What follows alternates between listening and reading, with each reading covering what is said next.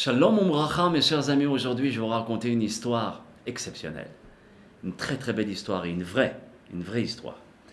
C'était à l'époque d'un très grand maître que tout le monde connaît, qui se surnommait le Baal Shem Tov, l'homme avec la bonne réputation. Rabbi Israël Ben Eliezer, qui est venu dans ce monde le 18 Elul 5458. C'était le 25 août 1698 à Okop en Ukraine. Et ce grand maître a eu deux enfants, un garçon et une fille. Rabbi Tzvi, un grand tzaddik qui a repris la place du Baal Shem Tov, et une fille, Adèle. C'est pour cela que beaucoup de personnes, beaucoup de filles s'appellent Adèle sur le prénom de la fille du Baal Shem Tov. Et donc, le Baal Shem Tov est parti de ce monde, mais avant, il est tombé malade à Pessah en 1760.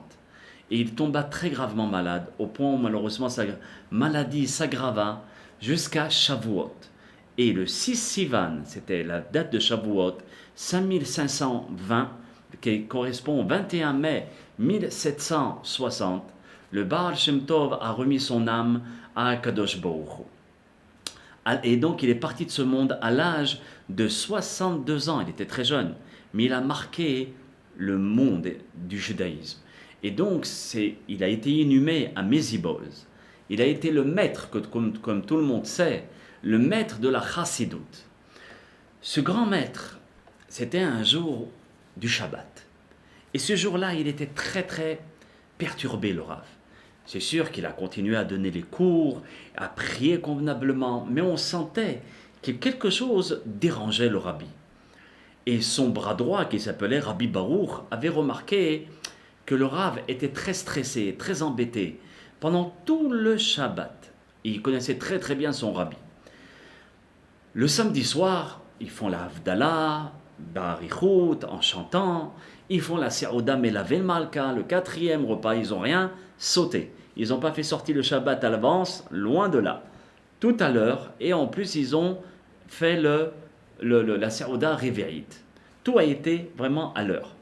Maintenant, dès qu'ils ont terminé le Birkat Hamazon de la Seoudat, d'accord, de Melavel Malka, à ce moment-là, le Baal Shem Tov se lève tout de suite et il s'adresse à son élève et il dit « on s'en va ». Et il dit à son valet « va vite préparer les chevaux et tu mets le maximum de chevaux pour qu'on puisse aller vite ». Tout le monde était étonné. Comment le Baal Shem Tov ne nous prévient même pas qu'on doit partir, au moins dis-le nous avant, comme ça on prépare. Rien. Et là, à ce moment-là, le Baal Shem Tov prépare tout le monde, d'accord, afin de sortir. Il dit à son épouse, prépare-nous tzeda la derer, un petit sandwich, de façon à ce que demain on ait de quoi manger. Tout est prêt, le Baal Shem Tov court pour ne pas perdre une minute vers le carrosse, et le Rabbi Baruch, qui était son élève, court aussi. Il se demande pourquoi il faut courir. À ce moment-là, tout le monde rentre dans le carrosse. Ils sont en route pour une destination inconnue. On ne sait pas. Au bout peut-être de 6 heures de route, le Baal Shem Tov dit stop. Vous savez que beaucoup de grands Admourim disent que le Baal Shem Tov, quand il voyageait d'une destination à une autre, c'était généralement par le Ruach HaKodesh, d'accord? C'était par le Shem HaMeforash, le nom de Dieu, qui le transportait d'un endroit à un autre. Et donc parfois il mettait 2 heures lorsqu'il fallait, c'était une route de 6 heures, et 6 heures lorsque c'était une route de 12 heures. Donc c'était sûrement le cas, et donc c'était le nom de Dieu qui dirigeait le carrosse, sans que le Baal Shem Tov puisse connaître la route. Ils arrivent à destination, tout le monde descend, et le Baal Shem Tov, vous savez que on le reconnaissait de très loin, que c'était un juif, avec une barbe, des péotes, un shtraimel, et il marche aussi avec son élève. Et à ce moment-là, quand il rentre dans le quartier juif, tous les juifs commencent à dire « Rabbi, Rabbi, ne rentrez pas dans cette ville, c'est très dangereux !» Et tout le monde ferme les volets, les portes, à triple tour. Le Rabbi Baruch était très étonné de l'attitude des Bnei Israël de la ville. Il s'est dit, c'est pas normal. Au lieu de sortir, de recevoir le Baal Shem Tov, qui était le grand Admour, Tout le monde se cache. Et tout le monde lui crie par la fenêtre, danger, vous vous mettez en danger, cachez-vous, sortez. Le Baal Shem Tov, Rabbi Israël, continue sa route comme si rien n'était. Mais à la surprise de Rabbi Barour, le Baal Shem Tov traverse toute la ville des Bnei Israël et le ghetto, et il va vraiment dans le quartier non juif. Et il va vers la place principale de la ville, où là-bas il y avait plein de non juifs. Le Baal Shem Tov n'avait pas peur, ni qu'on le tue, ni quoi que ce soit. Et il dit à ce moment-là, lorsqu'ils sont arrivés vers la place, il dit à son élève Rabbi Barour, tu vois cette maison là-bas? Vas-y. Il va voir un homme qui est un bourreau. Ce bourreau-là tue tous les juifs de cette ville. Il les coupe en morceaux. Il a un plaisir fou de massacrer nos frères. C'est pour cela que tu vas lui dire de venir. Alors Rabbi Barour lui dit, mais Rabbi, si c'est un homme qui tue, un homme dangereux, et c'est un bourreau, vous n'avez pas peur pour ma vie? Je suis un homme marié, Rabbi. Il lui dit, ne fais pas de soucis, vas-y, Dieu est avec toi. Le Rabbi a dit, Rabbi Barour prend son courage à deux mains et s'en va vers la maison que le Rabbi lui a dit. Il frappe à la porte, oui, entrez. Et Rabbi Barour, en tremblant, et avec une voix tremblante, toute petite comme ça, il dit au bourreau, monsieur, il y a un rabbi qui vous appelle, il s'appelle Rabbi Israël à Baal Shem Tov. Et c'est sûr qu'il pensait qu'il allait se faire jeter, se faire injurier, etc. Au contraire, le bourreau se retourne et lui dit, oui, dites-lui de m'attendre 15 minutes, je suis à lui. Dans 15 minutes, maximum. Le Rabbi Barour est très étonné de la réponse du bourreau.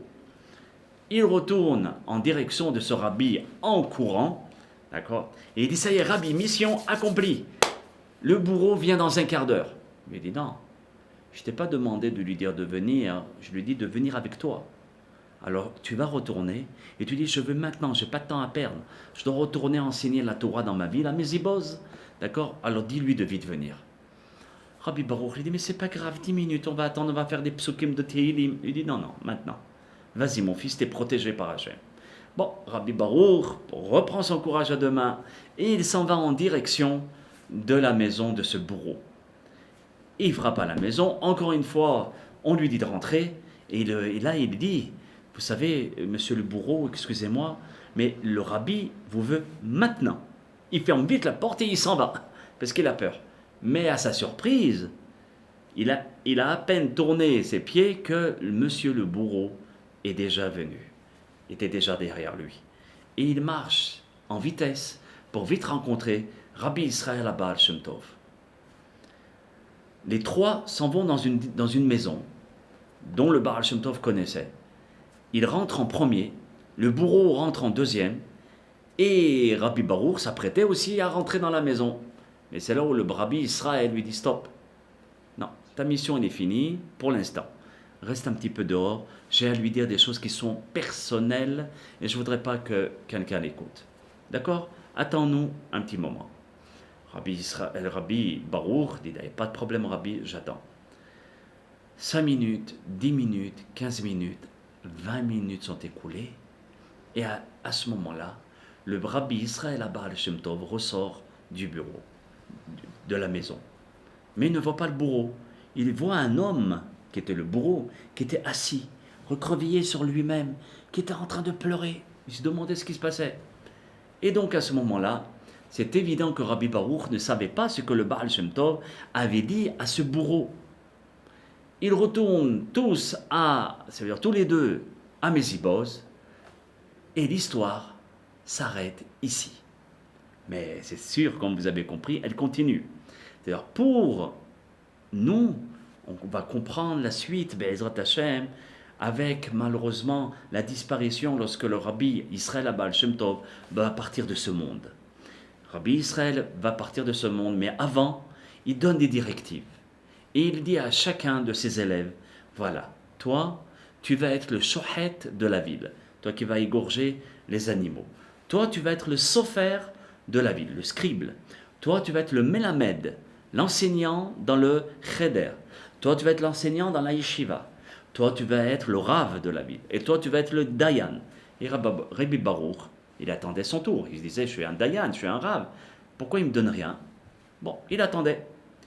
Une fois que tous les élèves du Baal Shem Tov et Baruch Hashem, il avait des génies, le Maggid Mezrich, des grands, des géants de la Torah, l'un plus grand que l'autre. C'est là où il s'adresse à Rabbi Baruch. Il lui dit, viens mon fils.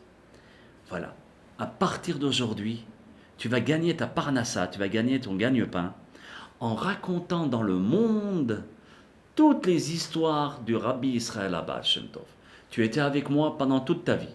Il n'y a pas un qui me connaît comme toi. Même mon propre fils, même ma propre fille. Tu m'as suivi, tu étais partout avec moi et je tiens vraiment à te féliciter. Mais maintenant, tu connais plein d'histoires de ton maître. Alors pour ne pas que ces histoires, je les enterre avec moi, je les prends avec moi dans la tombe, alors tu vas les propager dans le monde entier. Tu vas voyager et les gens te payeront très cher pour que tu puisses raconter ces histoires. Et tu te feras une très très grande parnassa. Maintenant, le rabbi est parti de ce monde. Et le rabbi Baruch traverse le monde entier, des pays de toute l'Europe, etc., pour raconter les histoires de Rabbi Israël Baal Shem Tov. On va raconter la suite de l'histoire lorsque le rabbi Baruch va aller en Italie. Et là-bas, on va remarquer comment le rabbi Baruch va raconter les histoires du Baal Shem Tov. À très bientôt pour la suite.